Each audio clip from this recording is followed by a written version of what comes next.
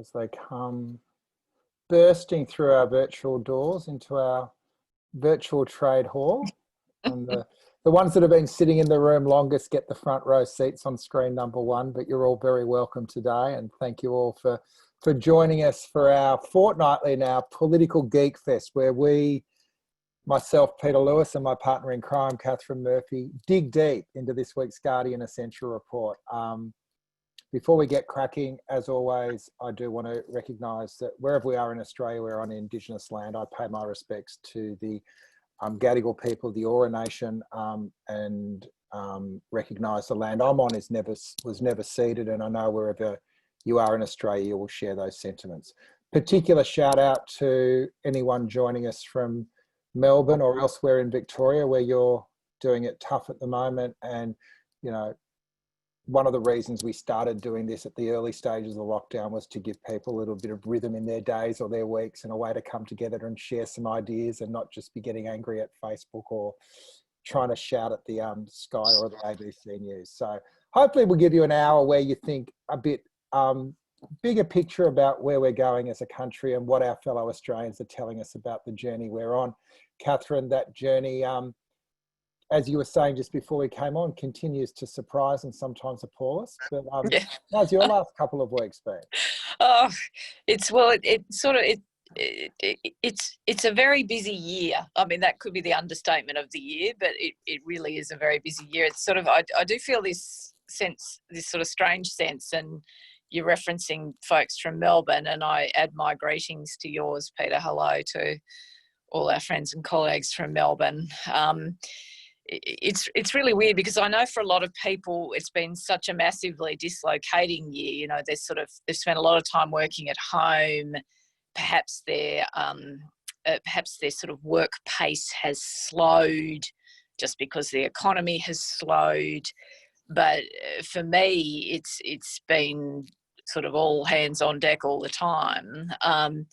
And obviously the second wave of infections in Victoria has intensified things at the Canberra axis as well. So it's been pretty full on, I must say. Anyway, but yeah, I'm just conscious that others have a very different experience, and that might be one of the things that's hard to manage about this pandemic, is that everybody is having different experiences. I think it's fair to say everyone's having a shit year in some shape or form, but everyone's experiencing that slightly differently, if that makes sense.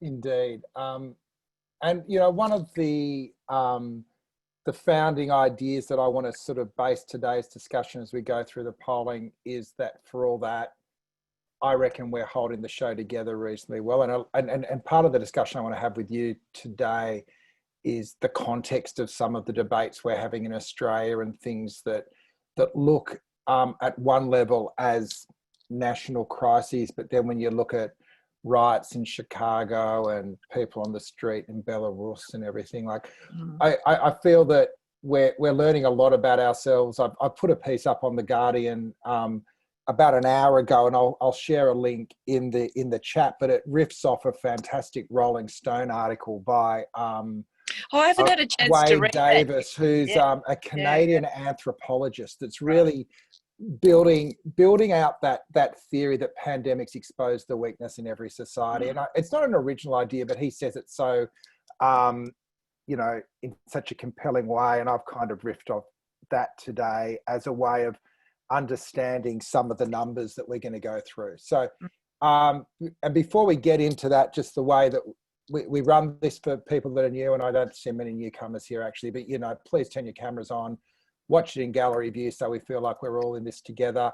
Use the chat to share ideas, and we'll be calling some of you guys up to sort of share your thoughts as we go through the numbers.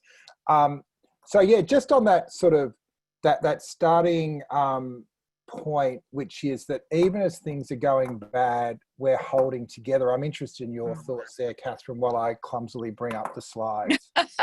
So I'm the barrel girl while you get the slides. You're way more than that. No, it's all good. I'm joking.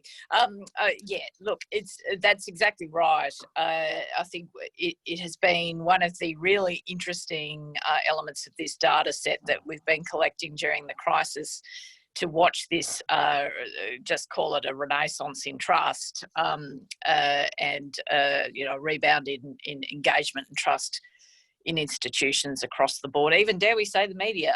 But anyway, also predominantly with governments. There's sort of people seem to be trusting the information that they're getting from governments. Doesn't mean that they agree necessarily with all the ins and outs of the strategies, but governments have, by and large, through all the twists and turns of the pandemic, demonstrated, I think, a basic level of competence, which has kind of reassured citizens that leaders may not be getting things right all the time, but that they are genuinely attempting to govern in the best interests of people. And that's borne out again by today's data. It's sort of been, this sentiment has been remarkably resilient, even though we're still enduring in Victoria in particular, and New South Wales seems to be hovering at a tipping point. Let's hope their contact tracing efforts in New South Wales continue to hold up. But we've had some setbacks over the last couple of weeks, and there's a few indicators I know we want to talk through in this conversation, Peter, that sort of chart that. But in general terms, people are hanging in there. People are feel part of, connected to a process that more or less works. Yeah, there has been, and I just want to sort of get this grounded before we go into the numbers. It feels from the cheap seats like there's been a bit of a fraying in the last couple of weeks, and there's kind of, particularly around aged care, that sort of push back and forward about who's responsible. Yep. So there is conflict, but it still seems to me to be being mediated in a way which is not burning the whole house down. So is that your view? Like, well, I'd sort of, yes, but I say this really with a substantial touch wood, because we have over the last few weeks seen a sort of gradual reversion to what you might call politics as usual, and by that I mean the normal contested kind of dynamics of partisan politics. We've sort of got an overlay, like there's a few different elements of it, right? We're sort of heading into a state election cycle. We've got elections in Queensland and the Northern Territory and the ACT. That sort of, those dynamics encourage leaders to be very parochial, to look after state interests rather than national interests.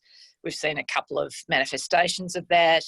Then we've got this fascinating and the most important relationship, I think, in the Federation, which is the relationship between Scott Morrison and Daniel Andrews, where we've seen these two guys flirt with the idea of going to war against each other and then pulling back from that. And I really hope, for the sake of the country and for the sake of what we're talking about, what we've been talking about for weeks in these conversations, which is the return of this foundational level of trust, right? I really do hope that these guys can resist their worst impulses, which is turning on one another in the middle of a crisis, in favour of, trying to keep some stability, some equanimity, some bigger picture in, how they're managing their relationships with one another. One more question before we dive in. So, at the risk of turning this into a soap opera, are these guys playing nice, or do you think there has been, through this process, genuine mutual regard? I really think it's fascinating. The whole sort of the relationships between these governments in the national cabinet structure, the relationship between these leaders. These leaders have gone through a really profound experience together. If we roll back to March and that crazy day where they formed the national cabinet in that football stadium in Parramatta, where they just formed that on the hop, and then they've sort of weathered the first wave. Then they've come back or they're enduring through a second wave. Now, do they genuinely, are there genuine bonds there? Scott Morrison did reflect on that I can't remember, in one of his outings over the last couple of days, he mentioned it sort of indirectly. He said the relationships within that group are actually really important. Now, that doesn't mean that everybody loves each other, and, you know, it'd be sort of a mistake to think that they're all secret besties. Yeah. I mean, they're probably more frenemies than anything. But they've been through a really profound experience, and I think there is a sort of basic level of trust which comes from everybody understanding everybody's best and worst impulses, I guess, right? Everybody knows a bit more about one another. They know how everybody reacts under pressure. They know, sort of what they can agree on and what they don't agree on. I actually think this is genuinely interesting, but it's very hard to get a handle on, even if you're watching as intently as I am from my vantage point. It's quite, you get some sort of reflections of it and perceptions of it, but no one's in the room apart from these guys and a couple of officials. I would kill to be in that room sometimes, just to be a fly on the wall and see how those conversations. Because politics is really managing conflict, and conflict is so emotionally charged. It's always going to be, you know, teetering on the precipice. But then now I'm writing a soap opera. Let's jump into the national figures. We're going to have a go at national figures, then we're going to have a deep dive into what's going on in Victoria. So the first thing is, this shows, it's not actually a competition line. It's the line between people who are very concerned and quite concerned about the threat of the coronavirus. But obviously that's the highest level of concern I think we've tracked, full stop. Yep. 90% with 50% very concerned. That is hardly surprising, but it means that, you know, this journey that we felt may have been tapering off isn't. 14th of June, we were down to 25% very concerned, while 50% were still quite concerned, which is not nothing. It had been trending down, but it is now going in the opposite direction. Yeah, So every survey we've done over the last few weeks, we have seen this track up, which reflects reality. Obviously, it just reflects people responding to their experiences and their concerns about the second wave, but people are worried for sure. Yeah. The second table, government performance standing pretty steady, 24% very good, 40% quite good. Any government outside a crisis would bank that. I'm looking here, it's been a little bit higher. It's been up to 73% combined, but no real change. So even through these sort of turbulence, at least in terms of the federal government's response, it's pretty stable, isn't it, Katharine? Yeah. We're off the peak, but again, it is stable. There's a sort of real bedrock of approval for the approach to managing this issue. Doesn't mean everybody loves Scott Morrison and has a picture of him on their wall at home, but indicates that people are, think he's broadly competent, has their interests at heart, and is trying to execute policy to help during a crisis. Which is a throwback to last week's presentation, and we're not going to be talking about 2PP this week, don't worry, not even 2PP plus, but trying to explain why that approval does not mean that it's 64-35 in voting intention, I think is interesting. And John Remington, I might bring you in, our chief geek. John, the partisan divide still on that quite good, very good. There is still a sizable number of Labor voters that give credit where credit's due, aren't there? Yeah, there is. So if we take the two of those combined, we're looking at about 78% this week of coalition voters saying the government's doing a very good job. That's compared to 58% of Labour. So coalition voters think they're doing very well. But yeah, you've still got 40% of Labour voters thinking the government's doing a quite good job, and another 19% saying they're doing a very good job.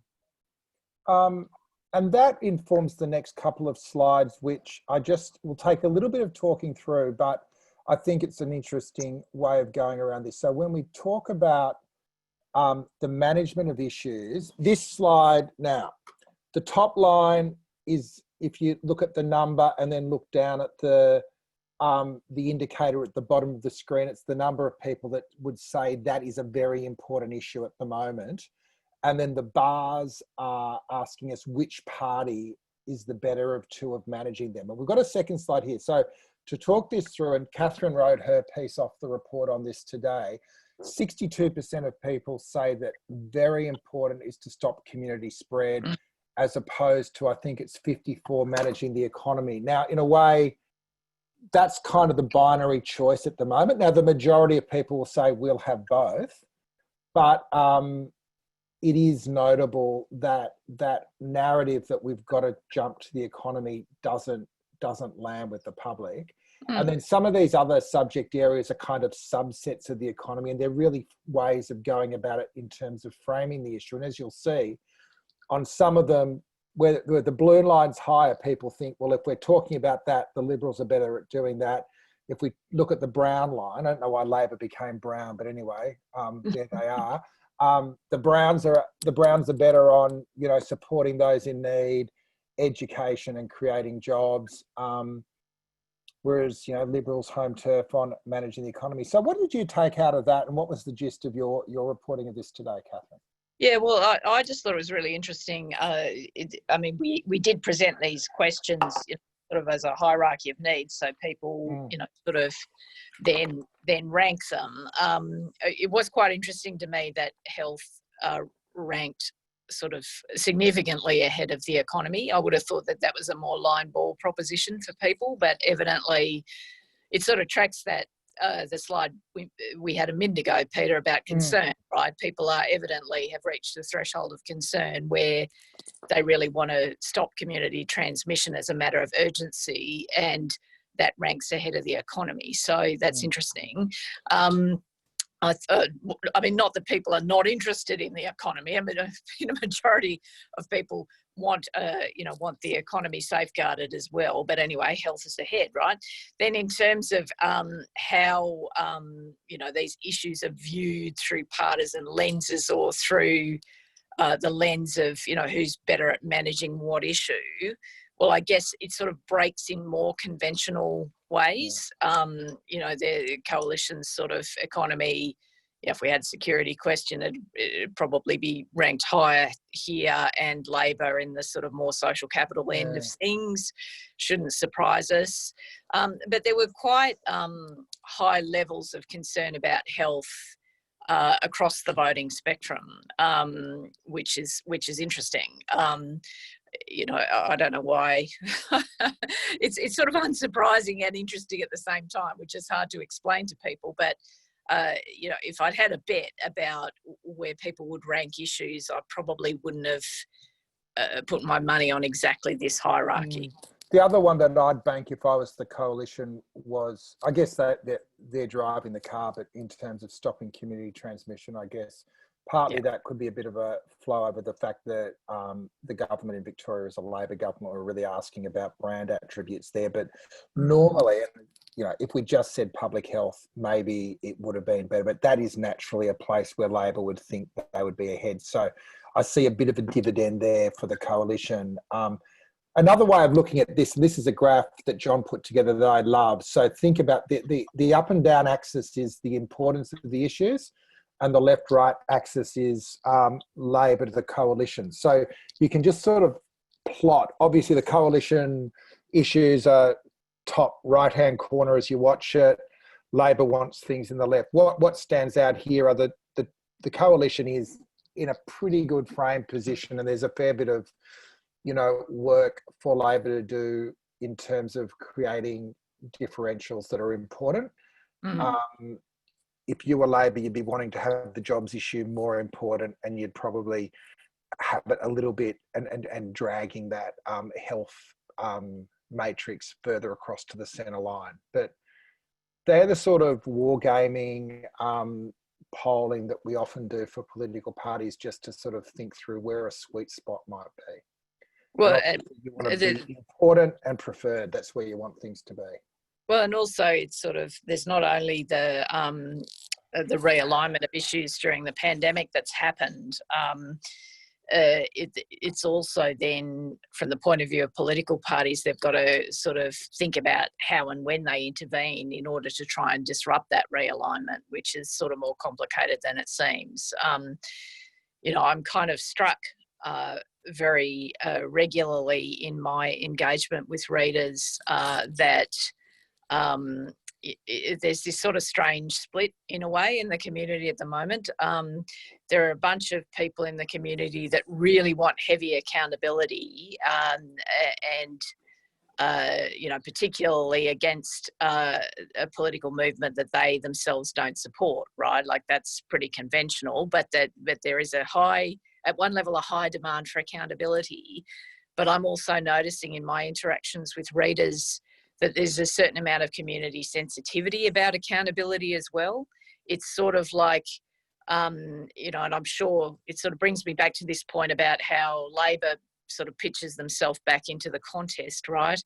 I've had a number of readers say to me in recent days, do you think you should be asking so many questions? We're in a crisis. We need to get behind the strategy. We shouldn't be sitting around nitpicking. I think that's just in the psychology of the thing that's really quite interesting. So people in the community who are, absolutely hot to trot for accountability, and people in the community that at the moment are sort of too anxious to process accountability. They just want stability. They want the sort of, they don't want the disruption of having arguments. So then again, this is sort of relevant from the point of view of, if you're in the opposition right now, it's quite difficult to know when and how you pitch yourself in these debates. Yeah, and as we've said in the past, being a constructive opposition is actually the right strategy. Finding the points of difference that you can build out over time is the no-brainer, and then really thinking about, we are not at a point. Look, I think two things. I think particularly in the case of Victoria, I suspect in New South Wales, and I wouldn't be surprised Canberra either. I don't think these leaders will go another go. I think they're doing the toughest thing they'll ever do in their professional careers, and I suspect once they get us through this, at least some of them will be saying, it's time for someone else. So I don't think hyper-partisaning it at the moment necessarily works. Mm-hmm. But I also think the next election is going to be about not what's happened, but what happens next. I think one of the things that's coming out, particularly in our focus group research, is people accept that mistakes are going to be made. So that whole thing of, gotcha, you stuffed up on, the liners, or, it's not quite working like that at the moment. So the normal rules of opposition politics don't necessarily apply. Yeah. Sorry, I just had a little rave at you, but well, both of us had a little it's your rave job there. to do that the other way. A couple more things before we come up to air. Really high levels of trust in public institutions, less so the commercial media and print media. I'm not putting the Guardian in there. I don't think you're in any of those boxes, but really interested in the gap between the ABC and other outlets there. But also, I don't think I've seen a time when federal parliament is 55% trust like that. So if it ever sits, it's got a captive audience at the moment. That's right. If it ever really comes high back. health authorities, state or territory government, Commonwealth Public Service. So that sort of narrative we've been building around the return of public trust. The reason we haven't got numbers to compare that with this week is we've kind of reloaded. We just wanted to clean up. We had like a list of about, I think it was 15 of them, John. So we just sort of cleaned it up a little bit and trying to start tracking that and seeing whether it stays where it is or if it goes up or down. Mm-hmm.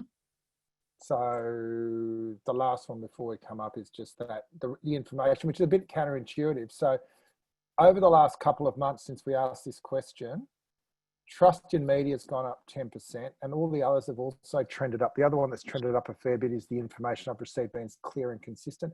They're really positive numbers for a government, and again, might explain why, despite things not quite going to plan, it hasn't been, an absolute disaster for incumbents.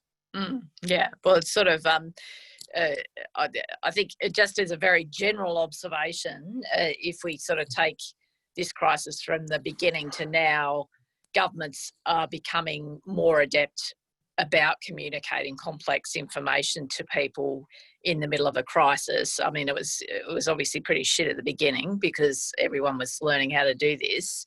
They are learning how to do this better, and obviously leaders have sort of better days and worse days in terms of how they hit those those marks. But anyway, it makes sense because it's come up, like the trust in the messaging has come up as the sort of competence in executing the messaging has come up. Yeah. So I've got a few questions from the floor. Peter Clark, are you there, Pete? Yes, I am now that I've unmuted. Hi, Peter. Hi, Katharine. Hello there. I was very interested to hear Katharine talk about that psychology of being itchy about the whole accountability thing. Talking from Melbourne in the midst of our lockdown, I think that's very true.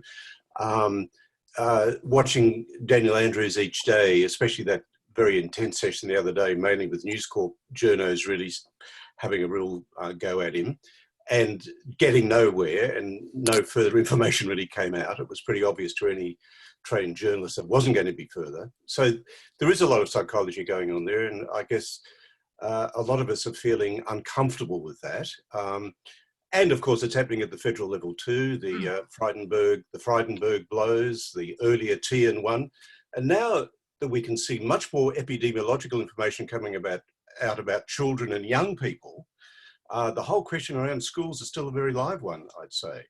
But my question really was about this, what I and many of my friends consider a false binary, the economy or defeating the virus. It's a false binary, isn't it? I mean, how can we possibly imagine that we're going to be able to rebuild without getting the coronavirus under check? And of course, as we look to a vaccine, that's a very uncertain thing, isn't it? The latest information we're getting is that it's very unclear. And some people are still in the United States and even in the UK talking about herd immunity. What a mirage that is. So I guess the main point of my question was about the false binary. Can we forge another sort of narrative here where we're not talking about, oh, is it the economy? Is it getting rid of COVID? But somehow intertwining those in a creative way. Katharine? Well, I think we sort of have been trying to fuse those two issues in terms of the discussion during the pandemic. Morrison's has been lives and livelihoods, which is quite an effective locution in my view. It does put the two issues together. I agree. It is a false binary in the sense of what on earth are you asking people for in the sense that you obviously need a health strategy and an economic one. If we only just cared about health and we didn't care about the economy, that would have secondary health effects. If the entire economy shut down, if everyone lost their jobs, obviously that would have a negative effect on people's health and well-being. I don't know that there's a sort of magic set of words for how you do fuse those two issues together in a way that sort of reduces some of the friction between the two concepts. I think it is difficult. I think the value for me, though, again, is not really seeing this as people, in terms of the survey, getting back to the poll, the value for me is not me thinking that people are thinking about this in terms of a false binary, that they are actually saying, well, I only care about health and I don't care about the economy, because that's really not what the data shows. The value for me, though, was just understanding where people's needs are at this point in time, understanding what is the most important focal point for them right now. And it just reinforces this story, which is reinforced by some of the other indicators in the survey, that health is, people are very anxious about the virus. People are very worried about health. They're worried about the spread of the virus. It's just helpful information for me to have. I mean, it shouldn't be sort of over-interpreted or interpreted in binary and simplistic fashion. Yeah, and to that point as well, I think the other thing to note is that some of the proponents of opening up are saying the economy is more important. That there'll be more lives lost if the economy goes south. So while we don't think it's a binary, that is still a live argument. And I think what's interesting in the findings is, there is a 10% differential there, but, the majority of people say, well, it's both are very important. So they're rejecting the binary idea as well. Well, and also just as a very passing thought, it's, some of that binary that we're talking about has clearly been really incendiary in the US, in countries where polarization is greater. That whole sort of right-wing libertarian, capitalism must flourish at all times, wearing a mask is an imposition on my liberty.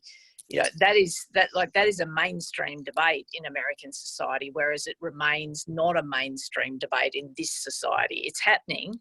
There's a dialogue. There's some voices around articulating these arguments, as Peter says, and there are arguments that need to be engaged with. But it's sort of, I don't know. It feels to me like that dialogue is more under control in Australia than it is in America, where it seems just completely off the charts. Yeah. Well, just is Sophia McGrain available too, just to sort of throw her 2 cents in, which is kind of really interesting in terms of brand.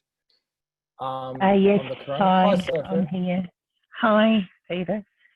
I was just wondering whether I noted the high score, relative, It's on a scoreboard. for the government rating, score yeah. on the handling the spread of the virus. But I just wondered whether that might be because absolutely all of the attention has been on a state Labor government at the moment. And just whether if any scrutiny ever does get sort of, focused on the aged care facilities sort of failure, because there is a Royal Commission going on into the aged care. So it just seems, this isn't just because of the COVID thing, it's because it's a failure in itself. So I was just wondering whether that will change. It'll be interesting to see whether that changes if the focus shifts more federally rather than. Well, I think though I'd say, Sophia, where you think the scrutiny lies or doesn't lie, perhaps depends on a certain extent to, what media you're consuming. Sure. It's sort of, it is variable. I think there's, in terms of the aged care stuff, I've written now 2 weekend columns in a row and another column yesterday pointing out Morrison's, lack of accountability on aged care and Ruby Princess, and I'm not alone there. Rick Morton. Yeah. But if you're, there's been a fair bit of scrutiny around those issues here. But if you're reading, News Corp has been very focused, obviously, on Andrews, and we've all been very focused on Andrews. We at The Guardian also have articulated the questions we think that the Premier needs to answer and have unpacked that in quite some detail. Accountability has to be across the board, is my point. There's not a sliding scale. Andrews is not more accountable than Morrison is, and vice versa.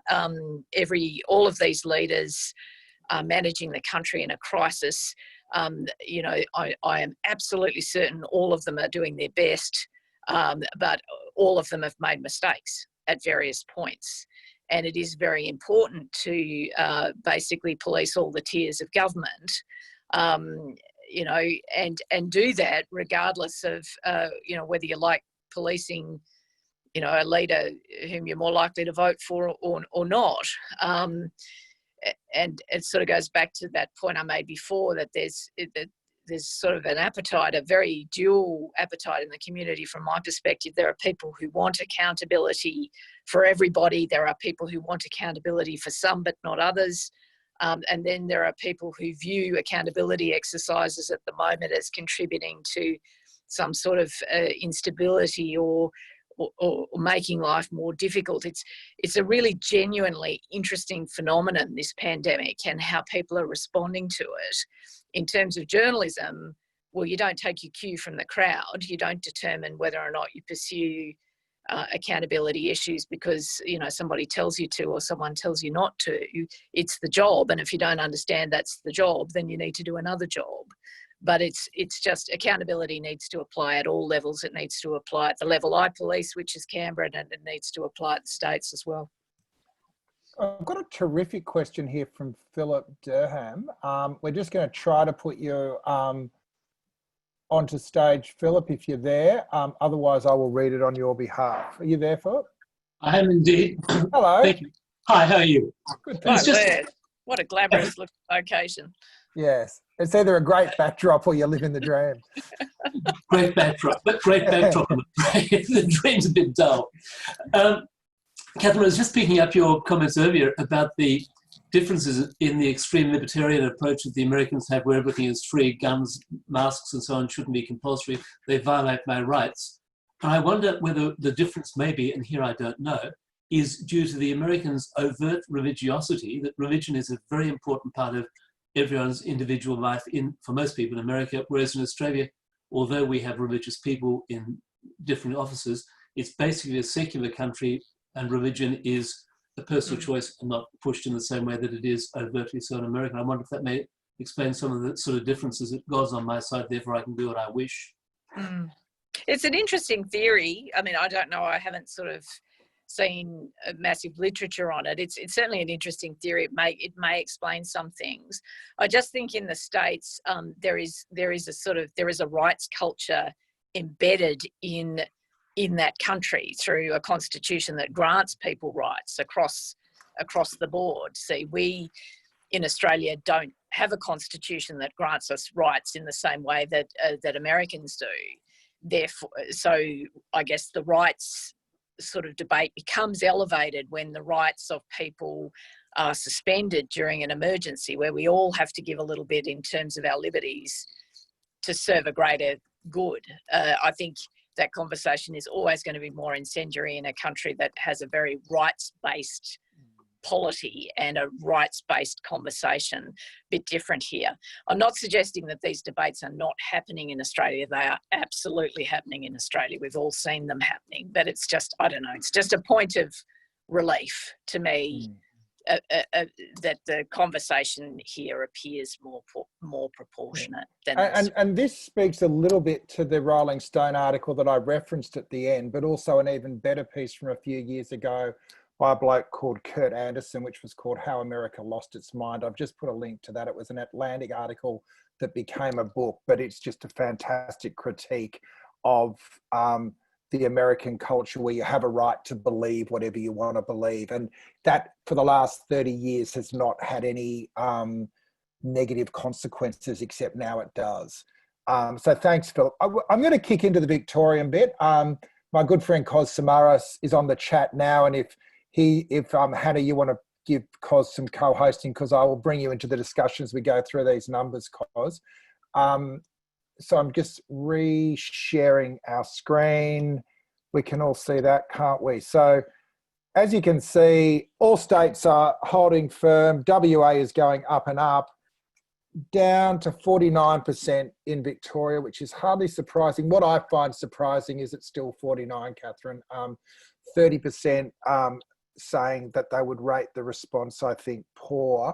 But 49% still good, and it speaks to some of the other figures that we'll sort of nip through as we go here. But they're kind of holding the line. Here's another way of looking at the trend lines there. So obviously it started from the incredibly high base, Daniel Andrews, and sort of it is down, but in the middle of a stage 4 lockdown with a lot of noise. Yeah. That is not a loss of your license to govern, is it? No, I don't think so. I mean, he's certainly off his, the peak of his strength in terms of his community mandate, for sure. But in an environment where, Melbourne's locked down, where the regions are semi-lockdown, where the border's shut, where there is a daily clamour, of issues, where there are genuine, where the Premier has a case to answer, in terms of his management of the pandemic. You'd be pretty happy with that number, I reckon, if you were Daniel Andrews. And is there a partisan break on that one, John? Yeah, it's slight. Let me just grab the tables up now. Because, at one point, no one was rating him poor. That's out to 30%. Are they all coalition voters, or is that kind of... Yeah, so it was pretty much in line with the coalition there. If you want to carry on, I can get those figures up and come back. Okay, sorry, I just woke you up. Sorry, I should have given you due warning there. So you can see the track of other state governments versus Victoria. Again, it kind of makes sense. Now, why is this important? I think the importance of this is that for these measures to work, you need to keep your society behind you. And if you get into the position of majority of people saying you're doing a crap job, that's going to be a struggle. Victoria isn't there yet, and some other figures we're getting to will show they're actually well better than that. One more thing that I thought I'd throw at you. So Dan Andrews, Scott Morrison, question we asked this week: has the outbreak affected your views of the following people? 48% of people, and of course this is changing your views more favourably, less. It is an assumption that you've got a view to start with. So if you think somebody's the greatest thing since sliced bread and you still do, it's going to be no different. But the kudos of both leaders has gone up, hasn't it, Katharine? It's interesting again that I guess it's people are seeing a lot of their leaders. I guess. I mean, like leaders are always visible in Australian politics. It's not like anyone's ever on the banana lounge or out of the news cycle, but people are seeing a lot of them. And perhaps given the existential nature of the issues that we're dealing with in terms of the economy and health, people, it's hard for people to opt out. It's hard for people to disengage, which of course we really love to do in Australia. If we don't need to engage with politics, then we'll find a reason not to. So I don't know. It's sort of interesting to me. I can't really articulate what I mean here, but yeah, like they're much more visible. People are engaged on a daily basis with the information they're putting before them, and they're forming views based on proximity with leaders. The leaders are in their lounge room, several times a day. The other point to make is Morrison started from such a low base because, he was Scotty from marketing before this happened. So 58% of people viewing him more favourably, couldn't have got worse, could it? Well, it's sort of, I mean, obviously he did start from a low base, and people have probably seen more of him and a different side to him than the kind of tribal guy who, sort of messed up the bushfires, right? Like they're obviously seeing something different and they don't mind what they see. But I guess we can loop that back slightly to voting intention, Peter. It's not, I know we're not mentioning the dreaded 2PP, and we're certainly not obsessed with it, and we're certainly not doing a race call in this conversation. But it is interesting that the sort of high approval and the shift in attitudes of people from negative to positive isn't necessarily bankable for leaders as a voting intention. Anyway, it's just curious. Hey, are you on the line now, Cos? And I'm interested, you've done more focus groups than probably anyone in Australia over the last 6 months in Victoria. So does that ring true, the kind of resilience in personal regard for the leaders even in difficult times? Especially now in Victoria. So one of the common themes right throughout the last 3 to 4 months has been an over-reliance or an emphasis by voters that they want to see their leaders succeed. Because if they don't succeed, as we can see in Victoria, when things start to go pear-shaped, people die and you lose your job. And so it's quite a primal issue in Victoria at the moment. So they don't want Daniel to fail. And so you're seeing that through the numbers, and it's very partisan. I'm not surprised that it breaks down party lines, because that's what we're picking up as well. Anyone who doesn't vote for the coalition is pretty much in the basket of, I want this bloke to succeed, because if he does, we beat this pandemic, or we get to a point where we can control it again and get back to some normality. And that normality does involve getting your job back, saving your business. So that's a very strong theme in Victoria. I suspect that's bubbling along under the surface in other states because they're really not confronting this in the same sort of visceral way as we are in Victoria. You know, I was speaking to relatives of people who've lost loved ones. You know, one of them lost both his parents, and he's still supporting Daniel Andrews. So how has the system, are we calling them system failures that have led to the second wave, or how are people processing that, given they still want the government to succeed? Even early on, I think people, when things were not going right, sorry, let me take a couple of steps back. They always expected from the very beginning of this pandemic that the political leaders are going to make mistakes. It's the first time in a research space where I saw people basically say that they expect their political leaders to make mistakes because we've never experienced this before. So there's a bit of slack there.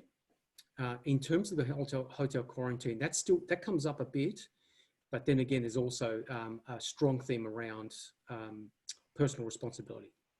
So there's a section of the community that are fairly down on people who are not doing the right thing across the board. You know, whether it's what happened at the hotel quarantines, what's going on a daily basis. I think Daniel's daily mantra does actually buy into a pre-existing mindset within the community in Victoria around people not doing the right thing and causing outbreaks. Right? What's your view of Andrew's performance, Katharine, particularly that amazing, I think it's 7 weeks straight now of fronting up every day and just owning everything? I think it will. Before I get to that, just reinforce that point about that Cos just made. That is so helpful. Looping back to that observation I made a bit earlier, just about the people's divided sentiment about whether they want accountability or whether they don't at the moment, and the sort of primal concerns, the fears sitting underneath that. I think that's really fascinating, and Cos has sort of been able to put a face on that through focus groups rather than my very unscientific engagement with readers. I just think it's fascinating. I can't say anything more profound than that, but it just really is. In terms of Andrews and his performance, well, obviously I'm more distant from my perch. I'm not based in Melbourne. I don't cover the state parliament. I have a helicopter perception on what's gone wrong in the state, and I know what other officials in other states have been telling me about weaknesses in the public health system in Victoria, which have been exposed through the crisis. But look, setting that to one side, Andrews, I mean, the stamina of these people is incredible. Andrews won't have had a day off since about the 20th of January, I reckon. He fronts up. He's a clear communicator. Watching him from my distance, you're always very clear about what the messages are, what the advice is. I think he's had a couple of rough days through the second wave where it hasn't been as clear as usual, but he is a very clear and steady communicator. I'm sure, to some extent for Victorians, he must be a reassuring presence because he just does front up and let it run till exhaustion. I think, though, there is something in these contemporary politicians that's probably everlast, but it's sort of Andrews is good on send, like the messages are clear, but he, like all political leaders, he doesn't necessarily like answering questions. He's a bit like Scott Morrison in that respect. Scott Morrison's very happy to have questions put. He's not really happy to answer them. I've seen a bit of a similar phenomenon in Victoria when Andrews has been pushed on some matters of detail. But look, stoic, I think, is the word I would use to describe Daniel Andrews. He's absolutely stoic. It must be just the most extraordinary marathon this guy is running, with so much stress, so much complexity, but such consequence for the decisions as well. Exactly, yeah? Such consequence for the decisions. It's not a seminar. These are life and death decisions that leaders are making, and it's amazing, really. So I'm going to move to the slide, which I think is our news from today. And I've got to swear everyone to secrecy because we haven't put this out in the Guardian probably tomorrow morning. But these are remarkable numbers, I think, in terms of restrictive measures by the government. 70% plus support amongst Victorians for the curfew, for the one person at a time to the shops, for the 5 kilometre, ring. And for the closure of shops. So that is actually, on my reading, a consequence of all the work that's been done up to now by the Victorian government, that people are prepared to cop this. And I was surprised at the high numbers there. I don't know, but you guys reckon? No, totally. I was, because it's sort of, again, one of those perversities in the modern, in the media cycle.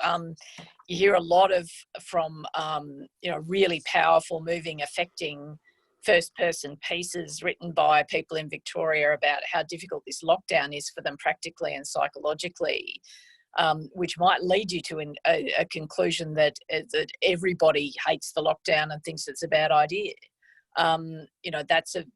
That is obviously the wrong conclusion based on. Well, I'm sure you can hate it and accept it's a bad, because you're in the middle of it. Does that reflect what you're hearing from your communities, that people are? Yeah, I mean, basically they obviously would not want to be in this situation. There's no question about that. But they understand that there's two major, and again, it comes out in our groups, but even from a personal perspective, I live in one of the hotspots, and people are scared of two things: the economy and the pandemic, because the pandemic has real consequences for people, and it's real to them. And I think there was this almost, I suspect there will be this mindset in some of the other smaller states where they've not had this sort of problem when it comes to COVID.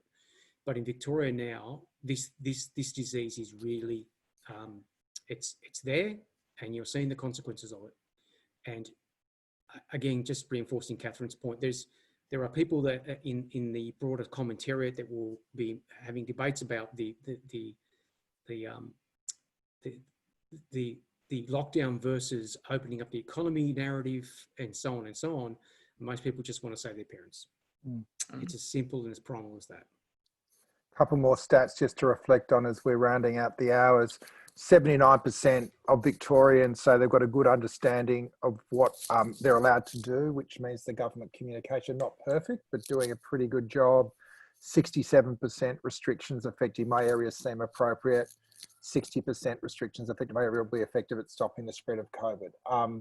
That's a bit lower, and there's a couple more there.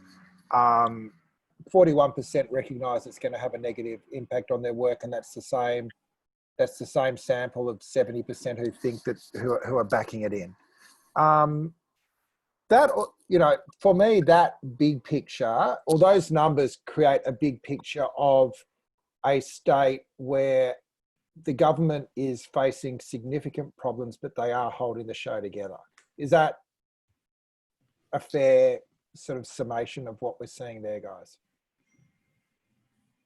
Cos, do you want to go? I leapt in first last time. You can go again. Okay, all right. Look, I don't. Yes, it points to that. It sort of points to the sort of sum of all of the measures in the poll, both the state ones and the national ones, point to the fact that that Andrews hasn't lost his social license. He's under pressure, but he hasn't lost his social license, and that's really important.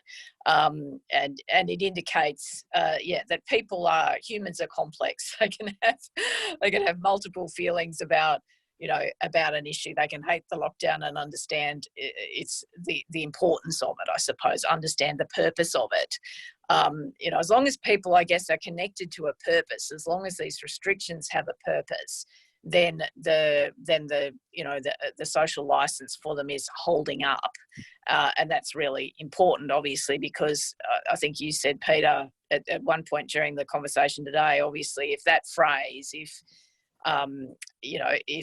the trust starts to buckle, if people don't have confidence in the strategies and think it's all gratuitous or for nothing or makes no difference, then you don't have a compliant population. That's when we come Florida. That's very, Yeah. very difficult. Yeah, that's really difficult. Yeah. I mean, Just to your point, one more slide, Cos, which was that real that sort of first forced choice between individual responsibility and system failure on the outbreak. I think that sort of reinforces what you were saying there. that's what we're seeing as well. I mean, I'll just reinforce what Katharine said, and that is that people are complex. You're not going to get a black and white answer from them when it comes to the way they're interpreting this pandemic. But the best way I can define it is if you ask punters, do they trust Daniel Andrews is actually trying everything he can to fix this problem and to prevent people from getting sick and to try to get this Victorian economy back to normal again? The answer will inevitably be mostly yes. So as long as he's trying, and I think part of, I'm not sure whether he's doing this consciously or not, but fronting that camera every day, 7 days a week, that's actually a really good strategy because they know he's in their corner trying to fix their problem. And they might think he's made mistakes. They may think not everything's has been done properly, but he's trying. And I think the weakness in what we're seeing around the world at the moment is, around other leaders, is that there's a perception in those other countries that their leaders didn't try hard enough, right? Yep. And that's the key. Yeah. One last one before we go, just because we can. Do we care that we've got a cohort of anti-vaxxers when it comes to the vaccine? Wishful thinking that I guess at this stage our hopes that we do get one, but interesting voting breakdowns there too on where the anti-vaxxers are, the others largely being One Nation and right-leaning independent voters. And Greens too. It's interesting. You know, more likely to be younger than older. You know, Greens and people intending to vote for people other than the major parties. 8%. It's too many, obviously, isn't it? I mean, good God, can you imagine being a hardcore anti-vaxxer? I really can't wrap my head around that at all. But anyway, 8%. Well, thank God it's not 30%, I guess. The other thing that's sort of interesting in the split, obviously I can't remember exactly the precise proportions, but there's a majority that says I'm sprinting for the jab now. Then there's a minority that says I'm sprinting for the jab in a bit. And then we've got the hardcore anti-vaxxers in that group. Yeah. I think I would probably, you know, setting aside the fact that we may never have a vaccine for COVID, even if we do have one, it may not be effective in the way that flu vaccines are not 100% effective. You know, setting aside all those caveats, you know, I don't know, just as a citizen, I would hope that the sort of critical mass for going to get the jab would be slightly higher than it is in this poll. But it's not a disaster either. Yeah. All right. Look, we're almost rounded out the hour. Thanks, Cos, for dialing in. Thank you, Katharine. I believe you may or may not have a quarterly essay out very soon. Are we? Yes, very soon. I actually have to send it in about 24 hours. I have to hit go on it. We're just in final copy edits now, and then I think it takes a little while to print. I believe it's out in the first week in September. So maybe the Geekfest after next, we can make everyone read it beforehand and have it as an entry requirement. Meeting. Yeah. Yes, Book club. Over 30,000 words. Yes, please digest before attending the session. Anyway, yeah, I've enjoyed it. It's been a lot of work. I'm quite exhausted by it and managing everything else. But anyway, I hope people enjoy it, and I'll be interested to know what people think of it. Yeah, well, I'm really looking forward to reading it. I feel like we've all joined you on the journey through this period. So there's a little bit of the Geekfest in what comes out the other end. And so I'm waiting for it with bated breath. So thanks for your time today. Thanks, John. Thanks, Hannah, and all the Essential crew as well, and Guardian Australia for backing in this project. We're back on Thursday with the Guardian Book Club with Kate Grenville, which will be an absolute beauty. So you'll probably get an invite to that next week. And next week, Paddy Manning's launching his book, Body Count, about the personal cost of climate change, which, you know, in any other environment would be kind of like dominating our national discussion at the moment, but we'll be spending Wednesday talking about that next week. So we'll see you again on Thursday for those that can make it. But thank you very much and stay safe, particularly our friends in Melbourne. Yeah, good. Yeah, like special love to people in Melbourne. Take care of yourselves. See ya. See you guys.